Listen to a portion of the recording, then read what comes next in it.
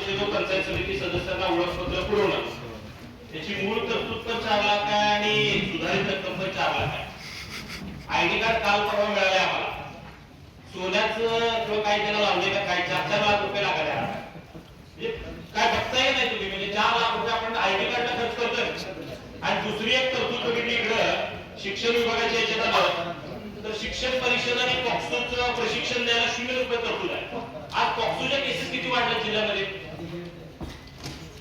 ID कार्डला 4-4 लाख रुपये देतात आणि पॉक्सोचं प्रशिक्षण शालेय विद्यार्थ्यांना त्याला 0 रुपये तरतूद आहे. हे बरोबर पूर्वी आपण 2017 जेव्हा दिली त्यावेळी महाराष्ट्र शासनाचा उल्लेख होता. आता आयडी कार्ड तुम्ही लोकांना दिले त्याच्यावर महाराष्ट्र शासनाला असं उल्लेख झालेला नाही आहे. महाराष्ट्र शासन हे असणंच गरजेचं आहे. आम्ही कर्नाटकात राहणारी मंडळी नाही आहोत, तेव्हा महाराष्ट्र शासनाचे आलो.